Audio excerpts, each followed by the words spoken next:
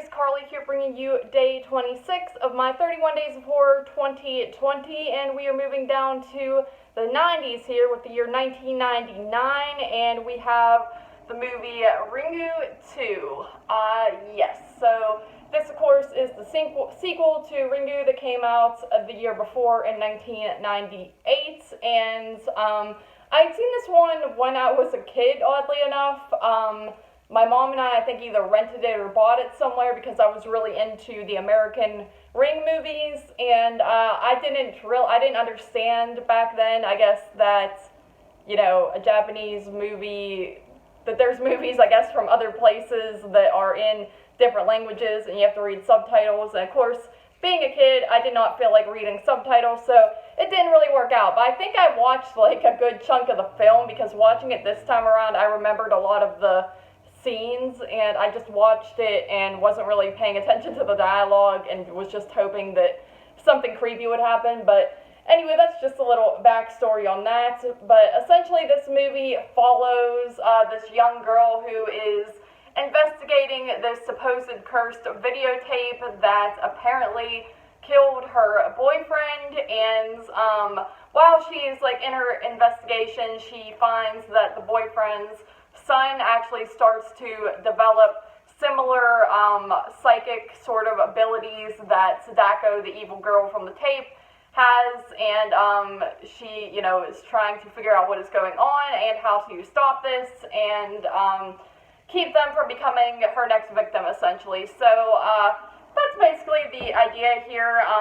Kind of similar to the first one, where something happens and then you have a young girl sort of doing investigations to find out what's going on and to keep herself from being killed.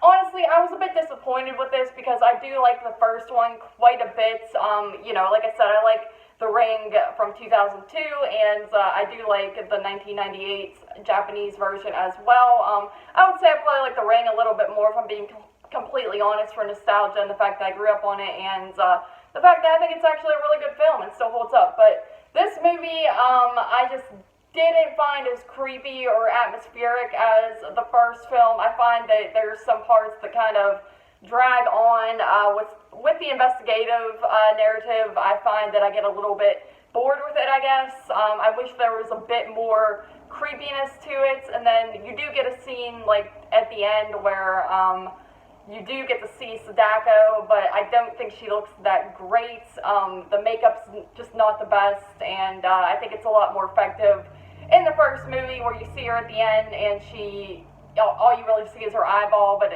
she's not wearing all this makeup or anything like that. It's just kind of her face up close, and it's freaky. In this movie, I feel like they're trying a little bit harder to make her more ghostly, and it just didn't work for me. I didn't think it was overly scary. There are a few creepy moments in this. Of course, you do get parts with the videotape. There's a really creepy part involving a mirror and the whole sort of scene. If you've seen The Ring or Ringu, there's a scene where the mom is looking in the mirror brushing her hair. There's a creepy scene in this movie that I thought was pretty effective, but other than that, I wasn't overly into it. I think the first one's a much more superior film, but this one's okay. I give it a 6.5 out of 10. I probably wouldn't run back and rewatch this anytime soon, but it's alright. 6.5 out of 10 for Ringu 2. Thank you guys once again for joining me here for day 26 of my 31 Days of Horror, and as always, I'll see you tomorrow for day 27.